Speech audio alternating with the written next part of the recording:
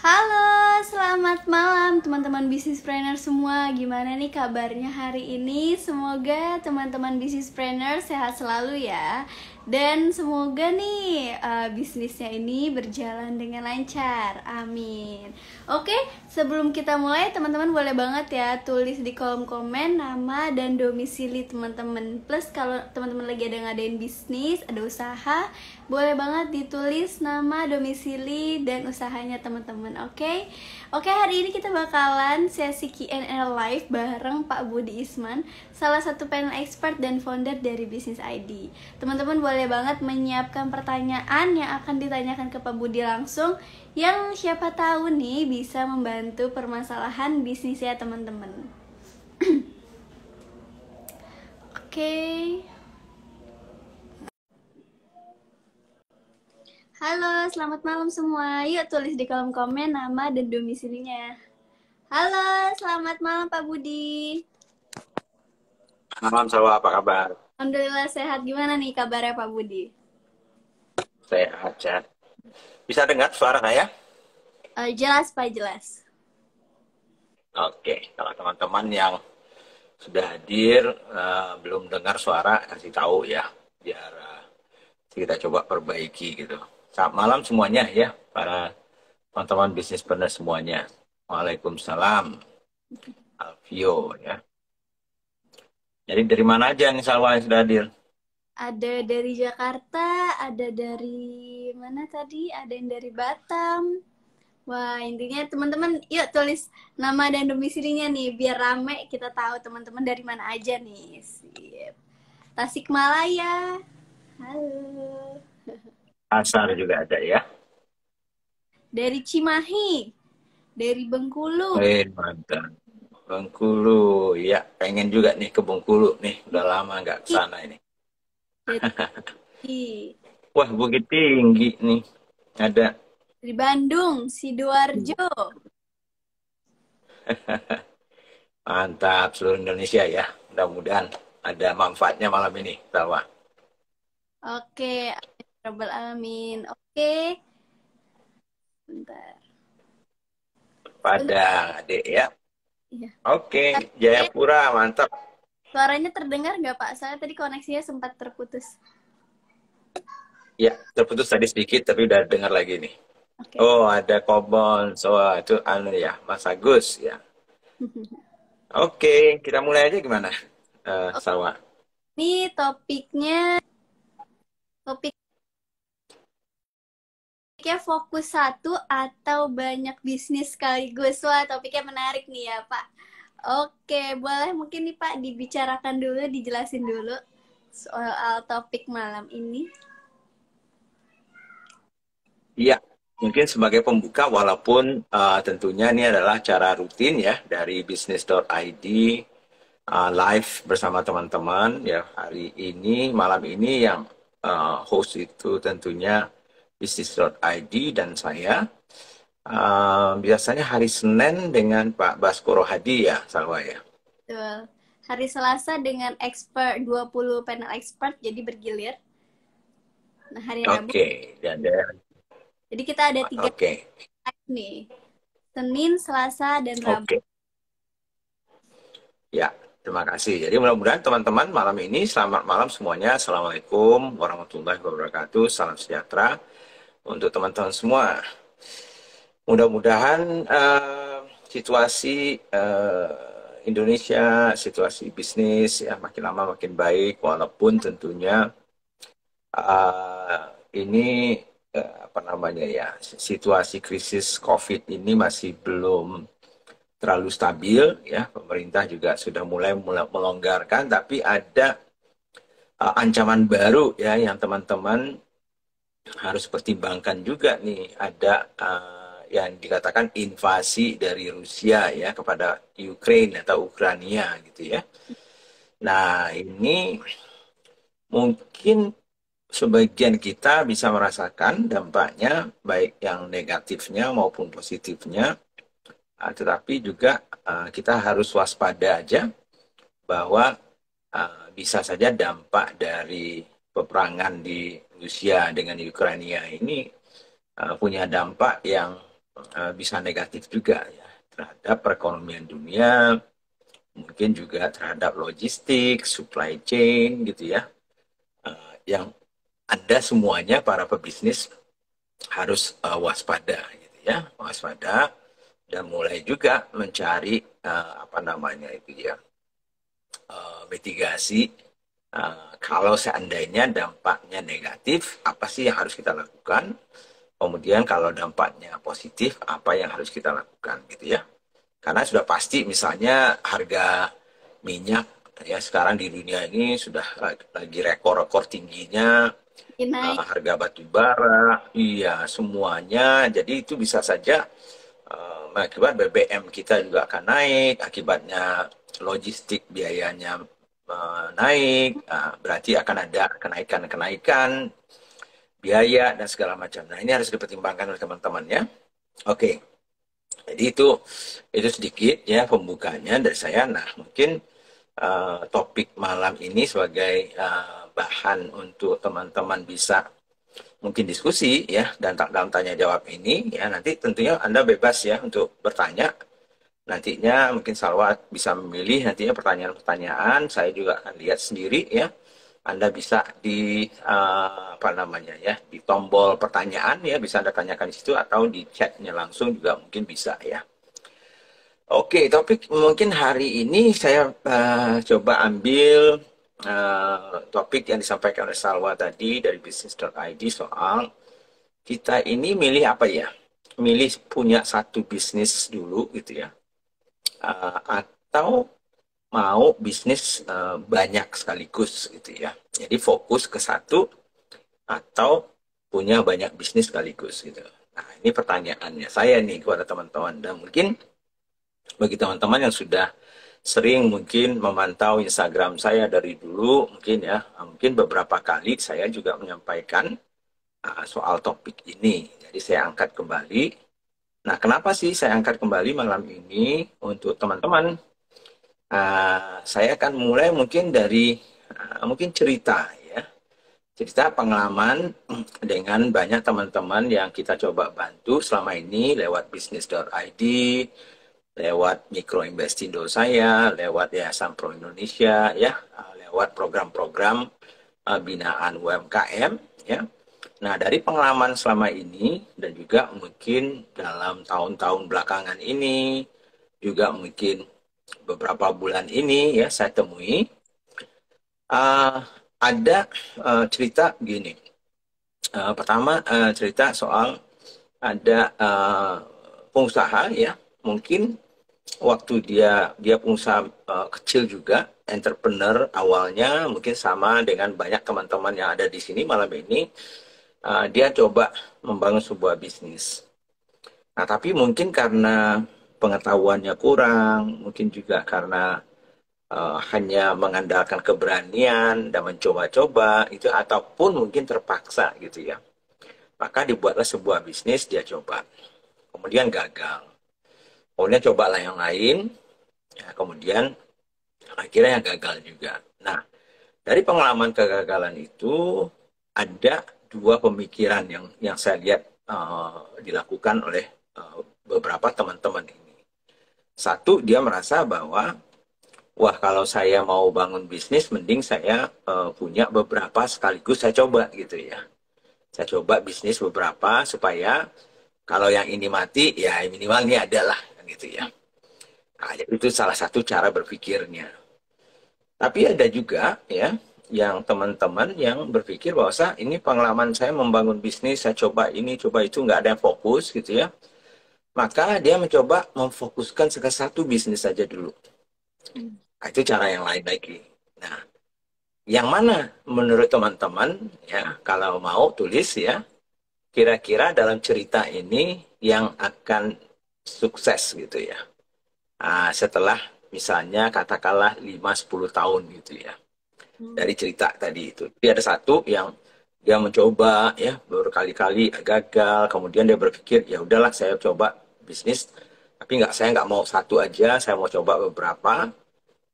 Kemudian saya jalankan karena kalau ada satu yang mati, mungkin satu lagi yang hidup. Tapi ada lagi satu lagi yang teman ini karena sudah sering gagal itu, maka dia bilang mungkin karena saya nggak fokus, Ya. maka sekarang saya coba nih mau fokus gitu.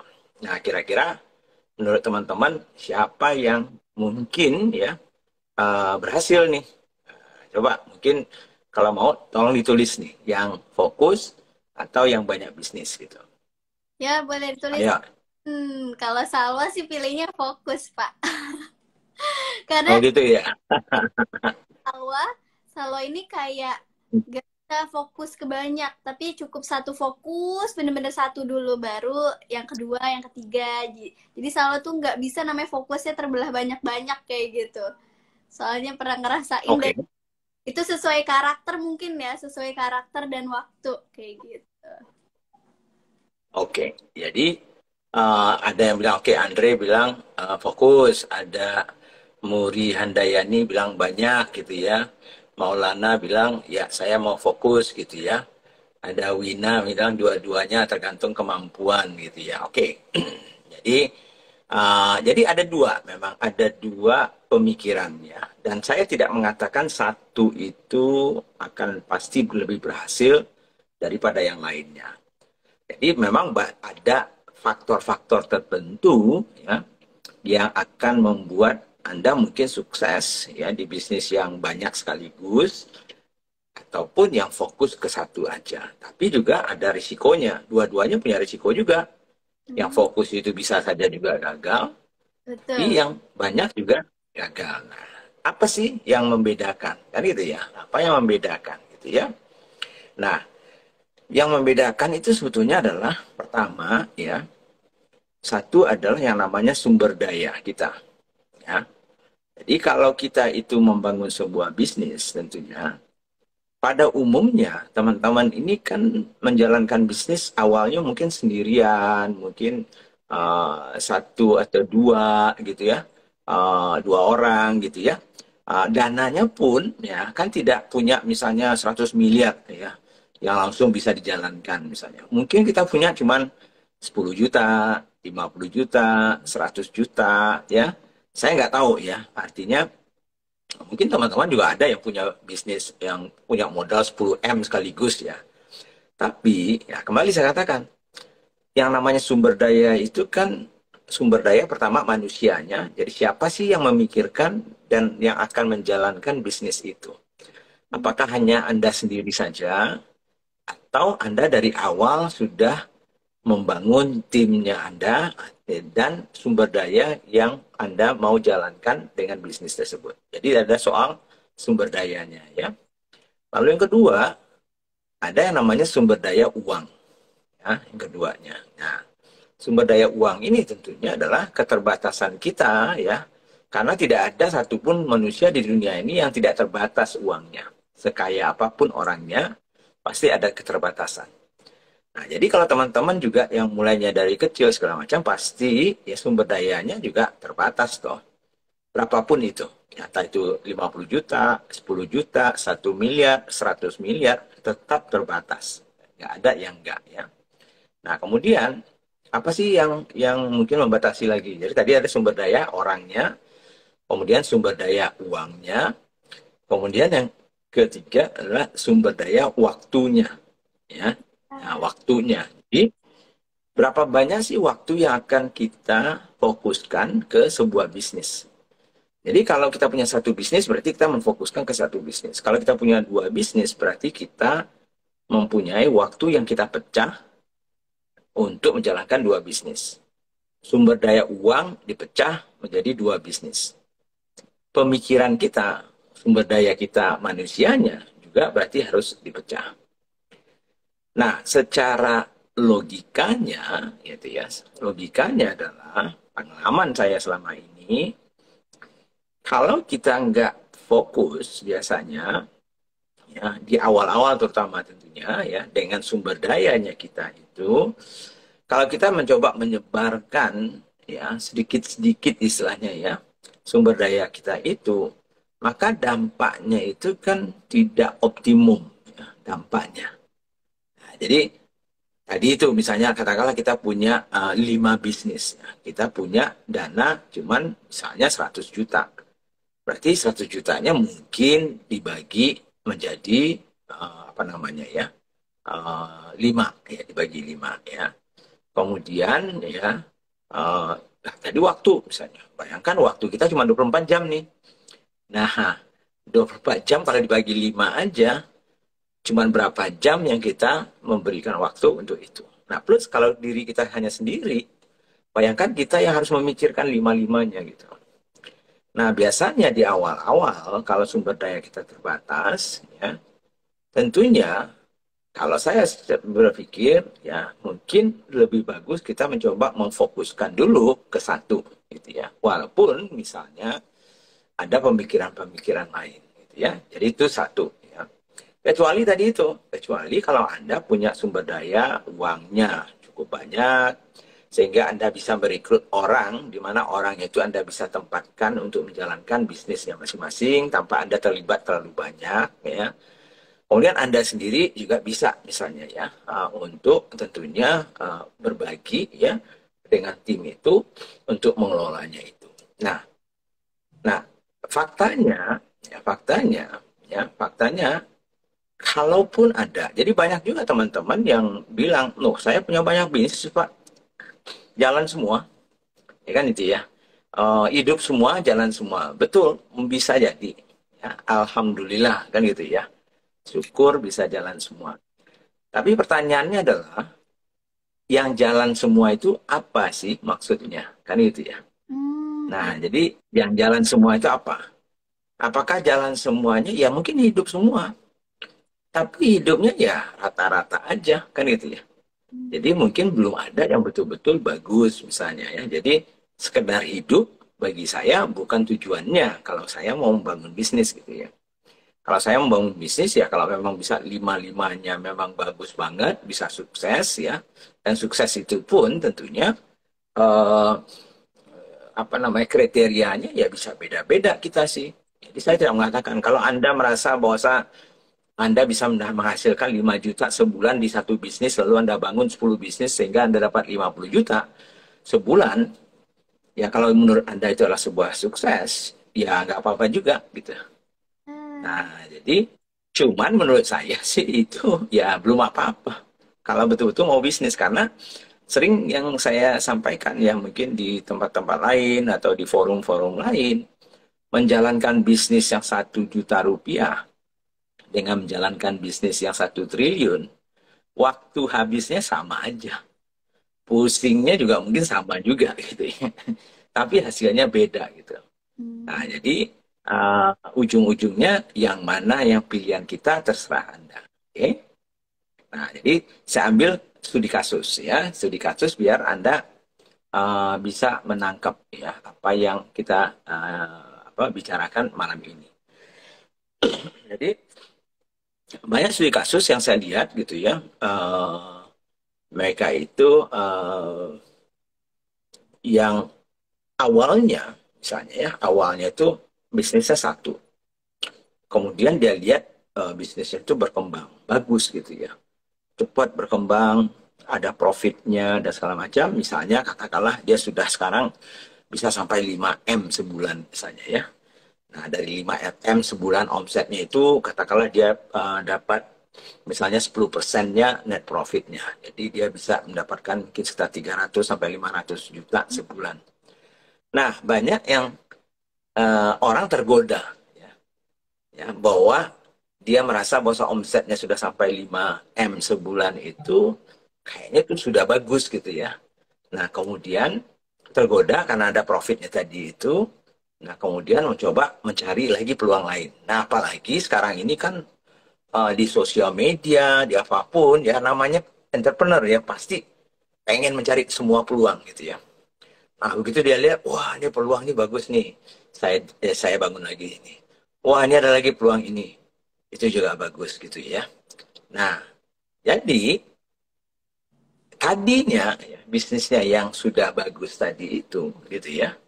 Nah, kemudian tentunya mulai ya ditinggalkan, bukan ditinggalkan dalam arti total gitu ya.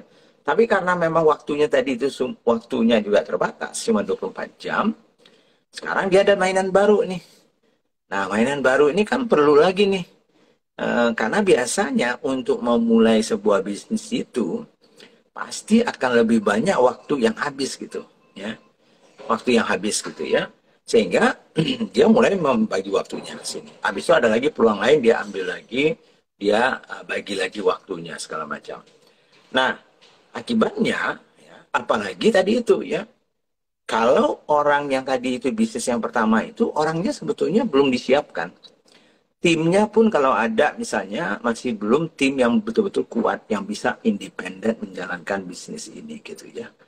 Nah, sehingga yang di sini tadinya itu sudah bagus ya karena fokusnya di sana, tiba-tiba dia pecah fokus.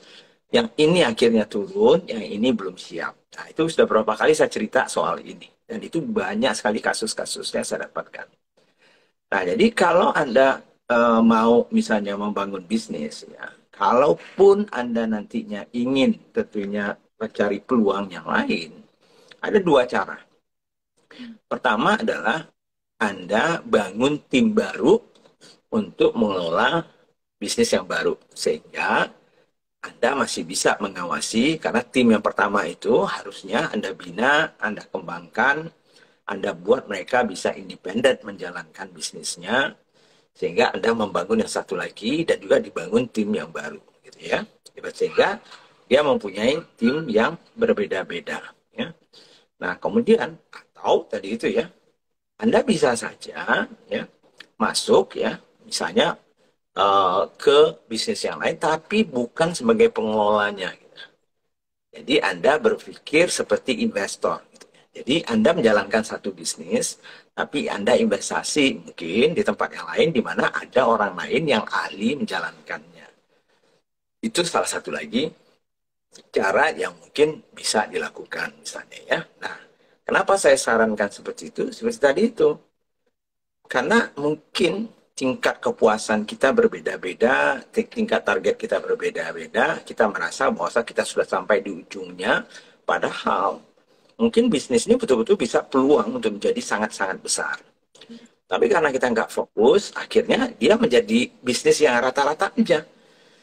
Nah, kalau itu yang susah, saya akan bukan berdebat ya, berdiskusi dengan teman-teman yang kalau misalnya target mereka masing-masing juga tidak sama dengan apa yang saya targetkan gitu ya.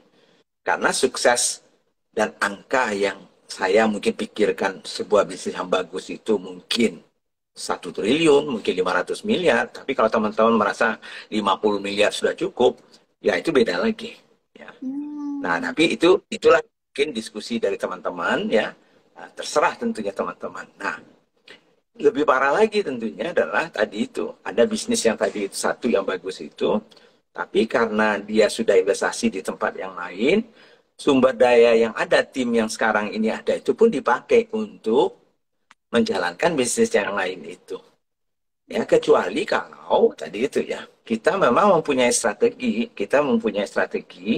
dalam membangun bisnis multiple brand, multiple product misalnya ya. Nah, itu berbeda ya. Sedangkan kami saja dulu, saya dulunya misalnya membangun bisnis yang sudah besar-besar ya, yang triliunan itu saja produknya saja ya harus juga kita atur gitu. Nggak bisa langsung semua produk ya, banyak produk sekaligus SKU-nya atau jenisnya dan segala macam. Karena itu akan mengganggu juga gitu ya nantinya ya, dalam proses bagaimana kita membangun bisnis kita bisa menjadi sangat tajam dan juga tentunya terus bertumbuh ya. Nah, makanya selalu kita mengajarkan ya Salwa ya, teman-teman yang belajar di bisnis.id, kita selalu sampaikan usahakanlah bangun bisnis kalau memang dia serius ya, dengan fokus membangun bisnis yang sustainable ya, profitable. Sustainable itu berarti jangka panjang, berkesinambungan, profitable berarti menguntungkan, dan bisa terus-menerus tumbuh, growing ya. Jadi ada sustainable, profitable, dan growing. Nah, untuk itu ya belajarlah ya, belajar ya membangun bisnis yang fundamentalnya kuat. Jadikanlah satu bisnis ya yang menjadi sangat besar, kalaupun Anda ingin masuk nantinya ke bisnis-bisnis yang lain, ada dua cara tadi itu. Sebagai investornya, boleh saja Anda menjadi angel investor. Ya, atau kalau betul-betul Anda ingin juga membangun bisnis yang baru, bangunlah dengan tim yang baru, asal bisnis yang ada sekarang ini Anda sudah yakin dia bisa bergerak ya, dan berjalan lebih independen tanpa Anda harus tentunya mengawasinya rutin setiap hari kalau Anda misalnya masih terlibat di sini ya. Nah, jadi apa sih coba misalnya beberapa contoh yang saya selalu berikan ya, mungkin ada properti ya, dulu ya 10 tahun yang lalu ya, kita ada partner saya misalnya dia pengen bangun bisnis properti waktu itu bersama-sama, dan dia punya keahlian di situ. Memang dia orang properti, sudah bekerja di perusahaan-perusahaan properti yang besar, kemudian dia pengen bangun sendiri. Nah, akhirnya ngajak bekerja sama dengan saya. Oke, tapi karena saya memang tidak ahli di bidang properti ya waktu itu, jadi saya bilang oke, saya tidak akan bisa nih untuk ikut membantu menjalankan, tapi memberikan mungkin nasihat, mungkin memberikan pengalaman-pengalaman manajemen dan segala macam saya bisa. Jadi asal bisa kita menjalankan bisnis itu tanpa keterlibatan saya terlalu banyak ya, nah saya nggak ada masalah. Nah akhirnya itu yang terjadi dengan salah satu bisnis saya yang properti di Semarang itu, dan sampai sekarang masih hidup, masih bisa tumbuh ya. Karena tadi itu saya tidak terlibat terlalu jauh dan saya tahu timnya adalah sebuah tim ahli ya. Yang kedua, jadi contohnya mungkin sudah sering teman-teman yang ikut bisnis.id ada di CEO Forum mungkin ya. Mungkin ada di beberapa seminar yang lainnya gitu ya. Saya ingat ceritanya Mas Anggara dan Mbak Rizka ya di Agrinesia Group ya, yang punya apa ya, Mbak Pia Kukus Tugu Jogja, Mbak Bolu Susu Lembang ya, Bolu apa lagi ya, Kue talas ya Pak? Lapis Bogor ya, Lapis Bogor ya, Sangkuriang ya, dan segala macam tuh, dan di Medan juga sudah ada. Jadi dia sudah punya 4 pabrik sekarang ini. Nah dulu dia macam-macam bisnisnya gitu. Seingat saya itu yang waktu saya ketemu sama mereka juga begitu. Nah mungkin dia belum dengar sih cerita yang ini gitu. Tapi pada saat tahun 2011 itu akhirnya dia memutuskan untuk serius di satu aja dulu bisnisnya. Dia fokus gitu ya. Nah sampai suatu saat 5 tahun yang lalu kita ketemu ya. Nah walaupun waktu itu pun sudah mulai juga mulai gatal juga mungkin tangannya ya. Karena bisnisnya sudah mulai besar, sudah ratusan miliar ya waktu itu ya. Nah, tapi setelah kita ketemu ya, saya mengatakan ini potensi untuk menjadi sangat besar. Lalu kenapa nggak fokuskan aja dulu di sini? Nah, itulah akhirnya dilakukan sehingga ya bisnisnya bisa berkembang ya. Dan juga tadinya mungkin cuma modal 500.000, cuma dari rumah gitu ya. Sekarang sudah punya pabrik yang kelas dunia gitu ya. Ada 4 lagi pabriknya ya. Ada di Bogor, ada di Jogja, ada di Surabaya, dan juga ada di Medan gitu ya. Nah, apalagi mungkin ini contohnya ya. Saya ingat lagi cerita waktu ketemu sama teman-teman foundernya House gitu ya. Nah, mereka itu juga mungkin nggak semuanya sih, mungkin Gufron atau teman-teman yang lain itu, kecuali Daman mungkin ya. Itu juga sudah macam-macam bisnis yang dia jalankan gitu ya. Nah, jadi akhirnya mereka mencoba fokus ke satu aja dulu. Walaupun saya tahu waktu itu sudah ada juga yang gatal tangannya pengen bangun bisnis yang lain. Nah, padahal ya pada saat bisnis itu di tahun pertama itu menanjak cukup bagus gitu ya. Nah, kita ketemu waktu itu mereka belajar, apa nggak salah mereka ikut workshop Smart Business Map ya, mereka berempat waktu itu, kira-kira 3-4 sebelum pandemi itu waktu itu. Masih ada waktu itu Smart Business Map workshop waktu itu sebelum yang offline-nya ya. Tapi sekarang ada yang SBM Advance-nya ya, yang minggu depan kita mulai gitu ya. Jadi kita ketemu di situ. Nah, pada saat itu juga salah satu pertanyaan saya adalah fokusnya mau kemana nih, kan itu ya. Karena kalau bisnis itu memang potensial gitu ya, maka harusnya ya, bisa kita fokuskan dulu sampai benar-benar jadi gitu ya. Nah, Hmm. sehingga itulah yang terjadi dengan mereka pun, sehingga mereka sudah bisa dalam tempo cuma 2-3 tahun, sudah ratusan miliar, mereka sudah dapat investor, ya. Nah, kemudian mereka juga sedang mempersiapkan untuk investasi yang lebih besar dan pencapaian yang lebih besar lagi, gitu ya. Nah, banyak lagi sebetulnya contoh-contoh yang lain yang bisa saya berikan gitu ya. Ada juga misalnya para Ita ya di Surabaya yang mereka juga beberapa bisnis ya keluarganya, tapi akhirnya fokus memang hanya di satu di Parahita, walaupun yang lain itu berkembang tapi dibuatkan timnya, sehingga mereka bisa menjadi juga besar gitu ya. Banyak lagi ya contoh-contohnya. Jadi apa sih kesimpulannya dari pembukaan kita ini sebelum kita tanya jawab ya Salwa ya? Uh, Semuanya itu pilihan kita. Ya. Saya tidak mengatakan punya satu bisnis saja itu baik ya, punya banyak bisnis itu baik. Dua-duanya bisa sukses. Ya. Tapi kesuksesan dari dua cara kita berbisnis itu akan sangat tergantung. Tadi itu satu adalah sumber daya Anda, sumber daya manusianya, yang kedua adalah sumber daya uangnya, yang ketiga adalah sumber daya waktunya. Ya. Nah, dengan catatan tadi itu ya, bahwa Anda pun membangun bisnis, ya, bangunlah timnya, ya, sehingga Anda sudah bisa nantinya suatu saat kalau memang Anda berkeinginan untuk mulai terlibat di bisnis-bisnis yang lain, Anda sudah punya tim yang bisa sebetulnya Anda lepas untuk menjalankan bisnis Anda itu sehingga dia masih tetap bisa berkembang, ada atau tidak ada Anda di sana. Itu yang harusnya kita coba cari ya. Itu Salwa ya. Mungkin itu dulu. Silakan kita coba ambil beberapa pertanyaan ya untuk bisa kita coba jawab malam ini. Itu Salma. Oke, terima kasih Pak Budi. Ini saya ngedengerinnya sangat detail, jadi kayak seru banget dengerin Pak Budi. Ini kayak, oh ilmunya nih masuk, bahasanya enteng. Jadi buat teman-teman, Pak Budi ini bener-bener membantu para UMKM dan bahkan banyak teman-teman yang usahanya udah besar dari belajar bareng Pak Budi. Hebat banget. Terima kasih Pak Budi. Oke, saya bacakan pertanyaannya ya Pak. Ya, Oke, yang pertama ada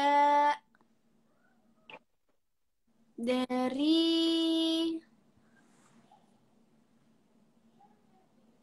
Zaimuna 01.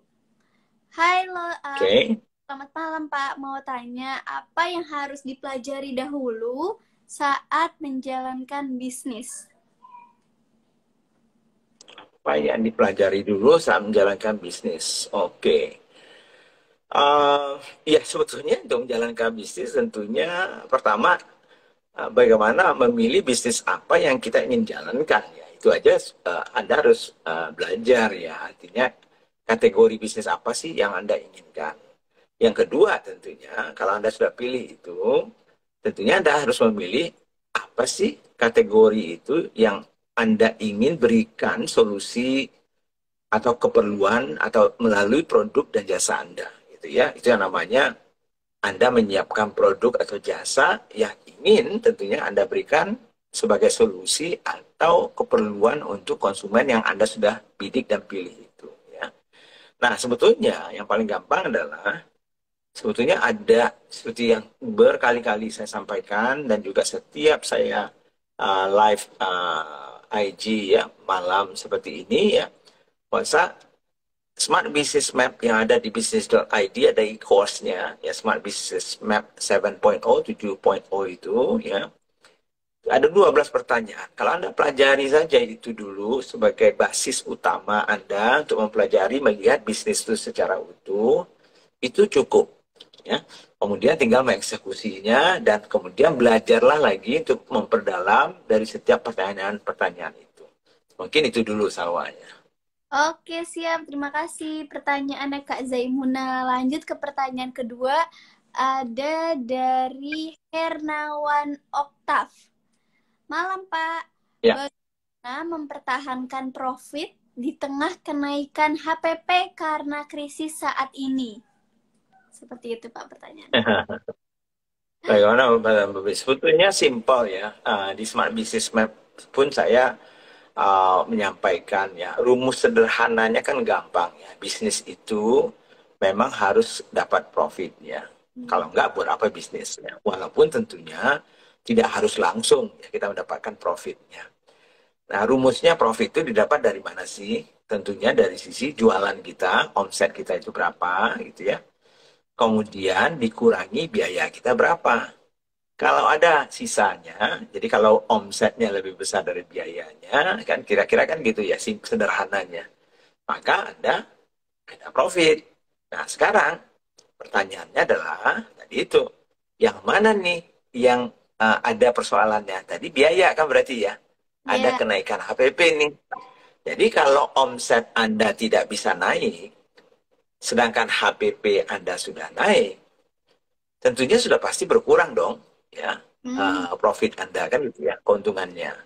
Nah, sederhananya logikanya adalah ya bagaimana caranya mencari efisiensi di biayanya itu modal pertama, ya modal pertamanya gitu ya.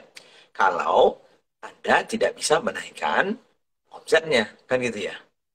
Nah, tapi ya, kembali saya katakan mencari efisiensi ya di HPP ya. Biasanya di HPP itu atau cost of goods ya namanya ya. Itu pasti ada HPP itu bermacam ragam ya. Apa namanya itu jenis apanya bahan bakunya misalnya ya. Bahan baku dari produk Anda itu ya. Nah, carilah biasanya pasti ada Paretonya 80-20-nya itu. Nah, carilah ya Pareto yang paling besar HPP itu datang dari mana sih? Mungkin satu dua item aja. Nah, satu dua item itulah yang coba Anda fokuskan mencari efisiensinya. Karena itulah yang akan bisa membuat dampaknya untuk Anda. Jadi itu satu. Ya. Kalau seandainya HPP itu betul-betul sudah nggak bisa lagi, ya, Anda perbaiki, ya, Anda buat dia menjadi lebih murah. Kalau Anda tidak bisa juga menaikkan harga, misalnya ya, nah maka yang harus dicari lagi efisiensi tentunya adalah di biaya operasional Anda. Jadi bukan di biaya HPP-nya, tetapi di biaya operasional. Nah, biaya operasional itu seperti apa? Mungkin ada gaji, ada mungkin travel, ada mungkin sewa ruko, ada ini, ada itu. Nah, mungkin dicari di situ ya efisiensinya sehingga bisa mendapatkan tentunya profitnya. Cara lain adalah naikkan harga.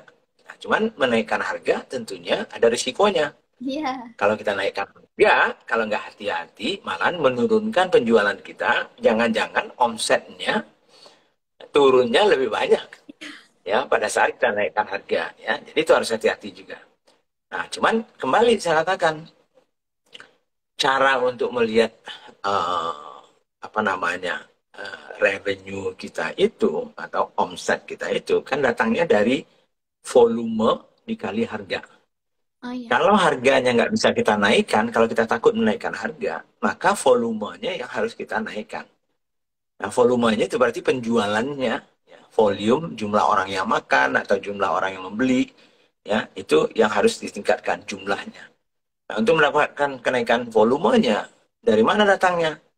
Dari penambahan customer baru, jadi dia akuisisi customer baru, atau customer lama membeli lebih banyak. Itu namanya upselling, vertical sales, gitu ya. Nah, jadi itu aja sebetulnya yang udah utak-atik. Memang nggak segampang yang kita ceritakan ya, tetapi dapat dulu logikanya, kemudian baru detailsnya dipretelin nih. Nah, baru dicarikan jalan nih. Bagaimana nih caranya saya bisa, oh tadi itu menaikkan volumenya dengan mengakuisisi customer baru. Atau saya mencoba menjual ke customer yang lama lebih banyak. Atau saya naikkan sedikit harganya tanpa harus mengorbankan volume yang saya jual.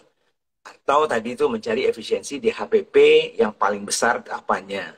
Kalau nggak bisa juga situ, saya cari lagi nih efisiensi di biaya operasionalnya.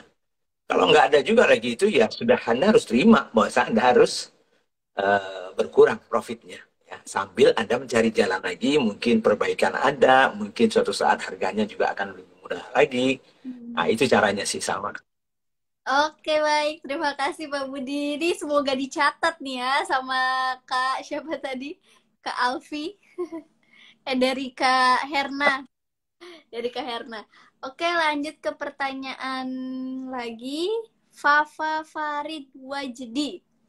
Pak, bagaimana mengambil keputusan bisnis yang sudah terlanjur di create lebih dari satu bisnis supaya optimal?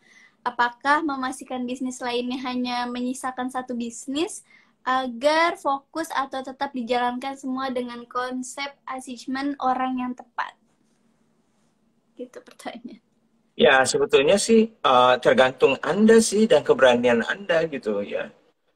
Kalau Anda berani ya dan Anda berpikir bahwa Anda mau betul-betul fokus, ya matikan aja bisnis yang lain itu. Kalau nggak Anda jual aja bisnis itu ke orang lain, Anda fokus gitu.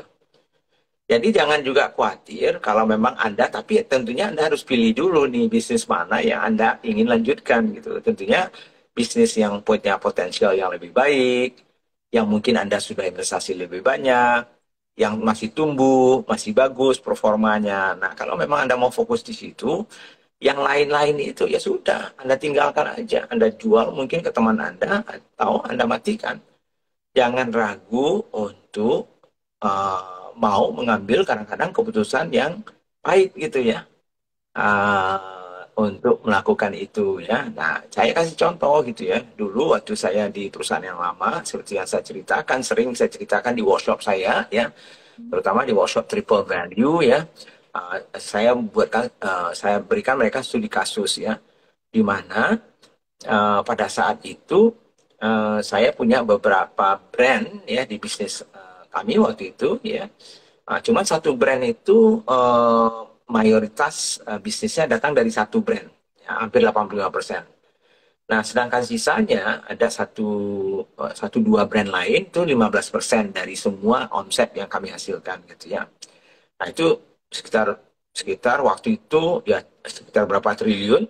Nah, tapi di satu brand ini gitu ya, atau satu produk ini itu menghasilkan sekitar 250, kalau nggak salah 200 sampai 250 miliar setahun. Dan ada profitnya dan masih tumbuh. Tapi itu saja, itu saya matikan gitu. Saya putuskan untuk mematikan karena saya mau fokus ke satu brand yang besar ini. Nah, jadi keputusan yang sinting sih menurut orang gitu. Nah, tetapi ya alhamdulillah ya takut juga sih sebetulnya kalau salah keputusannya ya risikonya hilang 250 miliar setahun gitu. Nah, jadi cuman ya alhamdulillah setelah kita pertimbangkan, ada data, kita lihat, kita analisa, kita bisa memutuskan bahwa ini mungkin adalah sesuatu yang terbaik pada saat itu. Dan alhamdulillah setelah saya pensiun pun sebetulnya saya tidak menyesal karena pada dasarnya apa yang kita putuskan pada saat itu berjalan sesuai dengan apa yang saya prediksi.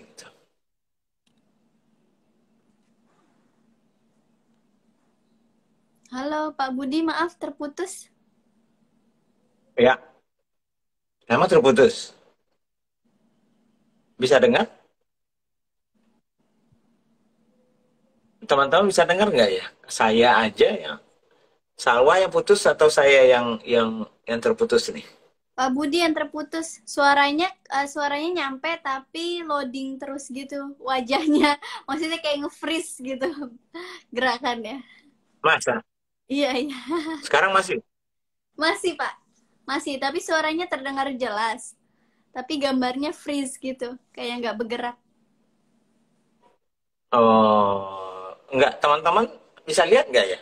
Udah, Pak. Saya freeze nggak ya? Udah. Oke, oke. Udah benar. Iya, Oh, iya. terima kasih, Pak. Oke, tadi ada pertanyaan ya. Ada pertanyaan dari siapa ya?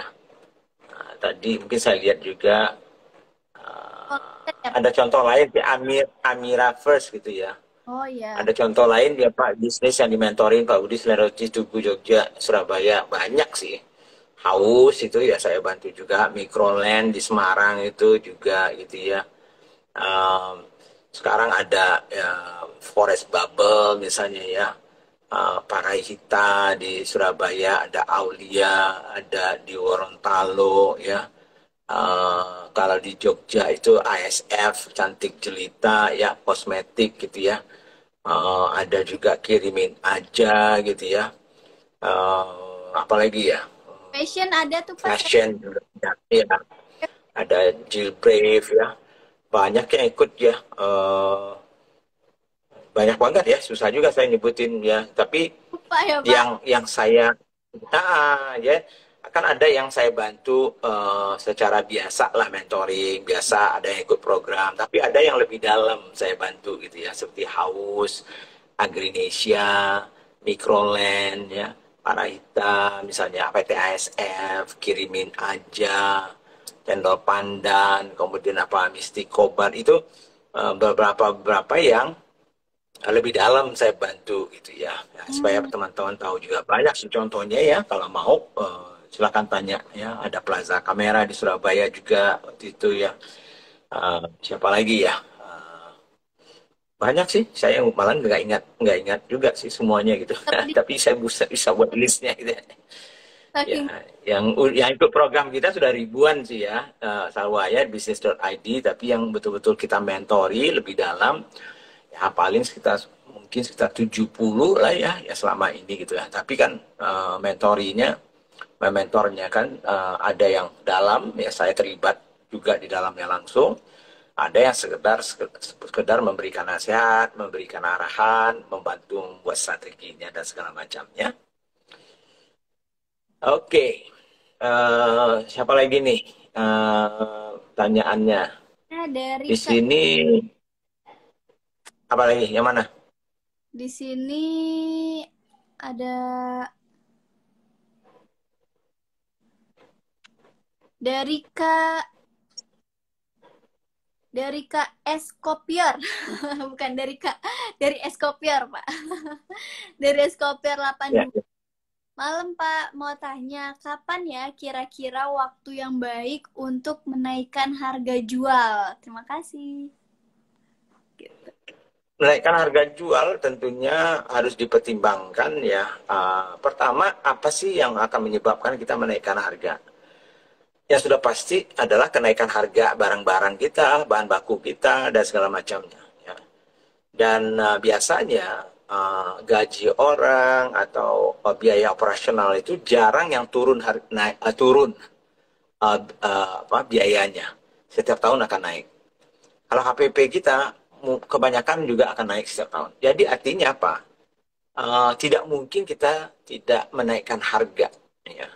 Suatu saat kita harus menaikkan harga. Tapi kapan sebaiknya? Pertama adalah kalau Anda masih mampu untuk menahan harga yang sama dan masih mendapatkan profit yang cukup untuk Anda, biar aja dulu gitu. Tapi Anda harus berpikir ya, kalau Anda berlama-lama tidak menaikkan harga, suatu saat Anda akan kejebak sendiri nantinya, sehingga suatu saat Anda harus menaikkan harga terlalu besar sekaligus, maka itu jadi problem untuk Anda. Jadi kalau saran saya adalah rutin aja naikkan harga, ya, misalnya daripada naikkan harga 10%, mending naikkan harga 2,5% misalnya ya, tapi rutin gitu ya, supaya pada saat Anda betul-betul memerlukan kenaikan harga itu, Anda tidak perlu sebetulnya menaikkan harga sekaligus tinggi, karena itu akan berdampak terhadap pembelian dari customer Anda sendiri nantinya gitu ya. Nah, jadi kapan itu dan naik harga ya Anda yang tahu ya, bahan bakunya bagaimana, biaya operasional Anda bagaimana, keuntungan Anda bagaimana. Tapi pilihlah waktu untuk menaikkan harganya itu, paling bagus itu adalah di mana konsumen itu tidak sensitif terhadap perubahan harga tersebut. Waktu-waktunya kapan? Nah, jadi biasanya pengalaman saya selama ini misalnya, kalau kita menaikkan harga pada saat orang masuk sekolah, ya, masuk anak-anak sekolah, misalnya bulan-bulan Juni, Juli, gitu ya. Nah, itu dampaknya itu signifikan untuk langsung drop gitu. Karena kebutuhan orang itu lebih banyak untuk mungkin sekolah anaknya, ini dan segala macam. Jadi carilah, nah biasanya untuk bisnis-bisnis makanan, minuman, atau consumer goods itu, paling enak pengalaman saya selama ini adalah menaikkan harga sebelum bulan puasa atau di bulan puasa gitu. Karena konsumen itu biasanya sudah terbiasa ya, dan sudah punya persepsi akan naik harga gitu pada saat mau puasa atau mau lebaran itu. Nah, jadi itu mengkamuflase gitu ya sebetulnya kenaikan harga kita karena orang sudah expect, jadi ya normal-normal aja sih naik harga kalau memang misalnya belum puasa. Tapi kalau pada saat orang lain nggak naik harga gitu ya, kemudian Anda menaikkan harga, nah Anda sendiri yang kelihatan toh. Nah, apalagi kalau misalnya Anda menaikkan harga di bulan-bulan di mana kebutuhan keluarga itu atau mereka itu akan banyak itu. Terutama misalnya untuk anak-anak sekolah dan segala macamnya itu gitu ya. Gitu. Oke, terima kasih. Semoga terjawab ya. Ini lanjut lagi dari pertanyaan Rizky Saputra. Jika kita membuka franchise dan kita sudah memahami cara dan racikan franchise tersebut, apakah kita boleh memakai resep itu untuk membuka brand sendiri? Karena mindset pengusaha belajar dan membangun bisnis. Oh, jadi kayak nyontek sama ini resep franchise lain. Terus mau bikin sendiri. Ya sebetulnya tergantung ke perjanjian Anda sih ya. Perjanjian Anda dengan franchisornya atau yang memberikan franchise, yang punya franchise itu. Kalau biasanya sih di dalam perjanjian itu harusnya ada apa saja yang boleh, apa saja yang tidak. Yang sudah pasti misalnya memakai brandnya mereka, kalau Anda nggak lagi berbisnis dengan mereka, pasti nggak boleh dong pakai brand mereka. Dan semua istilahnya itu, semua property right, semua copyright, semua formula dan segala macam biasanya itu juga tidak boleh sih, ya. Dan biasanya itu dituliskan di dalam perjanjiannya. Tapi kalau tidak dituliskan, ya sah-sah saja sih. Cuma secara moral, apakah itu baik atau tidak? Nah, itu saya nggak tahu. Itu terserah Anda. Tapi kalau selagi di hitam putihnya nggak ada, ya mungkin secara hukum pun nggak berhak juga mereka mengatakan bahwa oh nggak boleh kan gitu ya. Nah, tapi itu masalah moralnya aja sih, moral Anda bagaimana kan gitu ya. Oke, semoga Itu terjawab. salah. Terima kasih. Ini lagi ada pertanyaan dari Arif_IG. Pak, kalau boleh tahu, apa saja ya bagian-bagian atau jenis tim yang harus dipersiapkan ketika ingin buat bisnis F&B? Gitu, Pak. Ya, tergantung seberapa besar Anda mau mulainya gitu ya. Tapi kalau Anda mau mulainya mencoba-coba dulu, ya mungkin Anda bisa ikut terlibat di situ. Mungkin ada satu administrasi, ya. Kemudian tentunya nggak tahu saya F&B-nya apa nih. Ya, kalau Anda mau buka restoran misalnya, mungkin ya berarti harus ada pelayan, harus ada orang yang masak gitu ya. Ada administrasinya gitu ya. Jadi tergantung tadi itu. Pertama tergantung bisnisnya apa, F&B-nya. Kemudian seberapa besar, sedang seberapa cepat Anda mau, maka itu akan menentukan juga. Tapi minimal ya Anda harus terlibat di situ. Mungkin salah satu yang minimal harus ada administrasi ya untuk keuangan, untuk segala macamnya. Kemudian sudah pasti mungkin orang yang memproduksi produknya atau chefnya atau apapun gitu ya. Nah, mungkin kalau ada bentuk restoran tadi itu ada mungkin pelayannya, mungkin ada kasirnya, dan segala macam ya. Jadi, nggak bisa juga saya mengatakan ada rumusnya ya, tergantung semua tadi itu.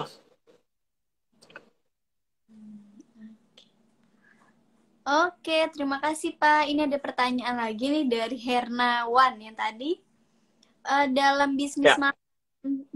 bisnis makanan siap saji, bagaimana ya cara memanage wastage terhadap stok yang akan expired setiap hari?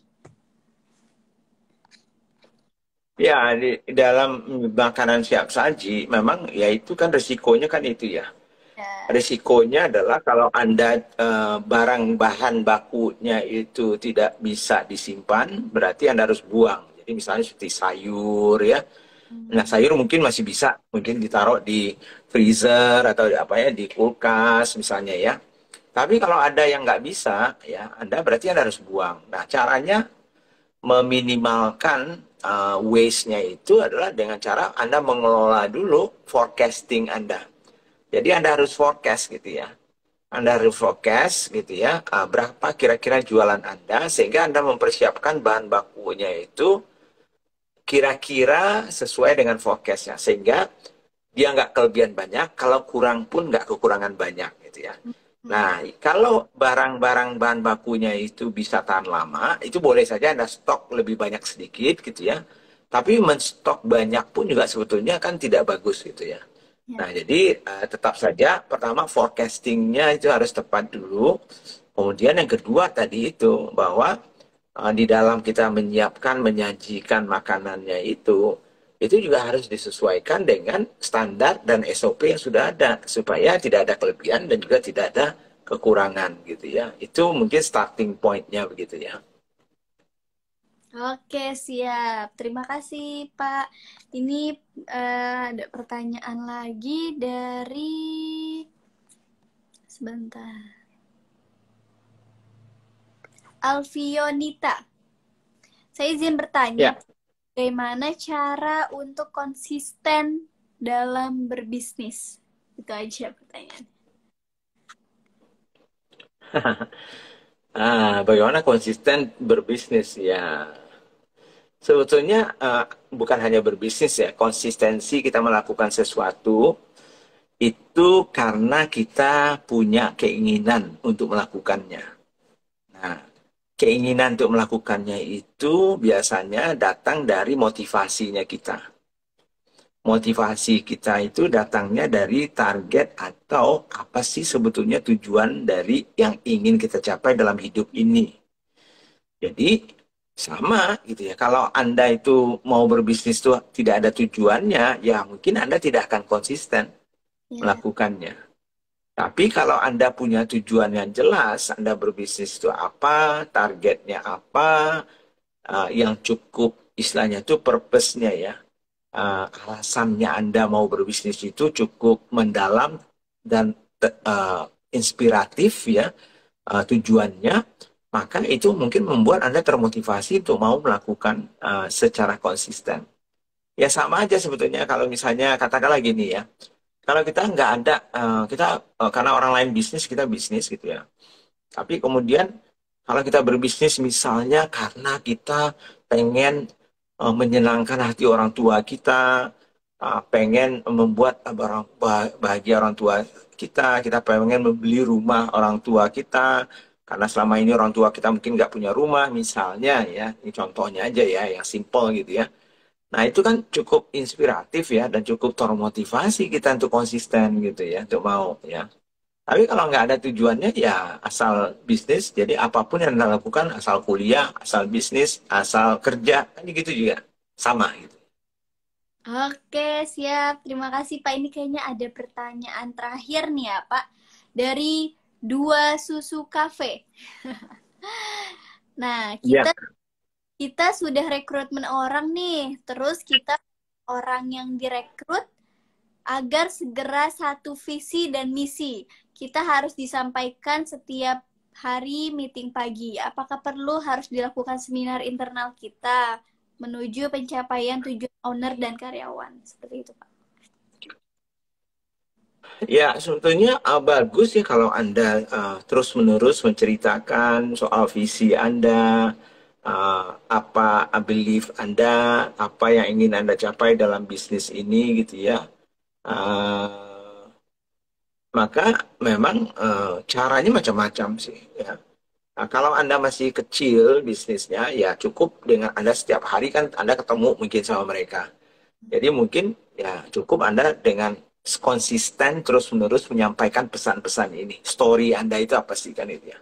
Tapi kalau Anda sudah besar nantinya biasanya, maka meeting pagi, briefing mingguan, briefing bulanan ya, itu bisa saja Anda gunakan sebagai cara Anda berkomunikasi ya, bukan hanya sekedar komunikasi soal visi Anda dan misinya, tapi juga mungkin bisa mengkomunikasikan soal hasil usaha, problem apa yang Anda punya sekarang ini, bagaimana mencari solusinya, mengajak semua tim Anda mau lebih semangat untuk mencapai yang lebih baik, itu bisa dilakukan gitu ya.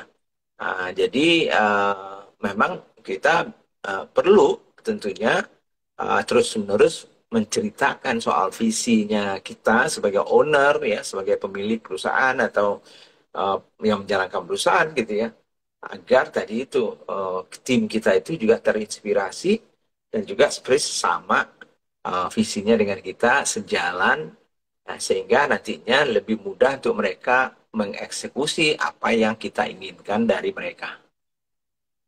Oke, siap. Terima kasih Pak Budi atas jawabannya. Nggak kerasa nih, kita udah 1 jam berlalu ya Pak ngobrol ya.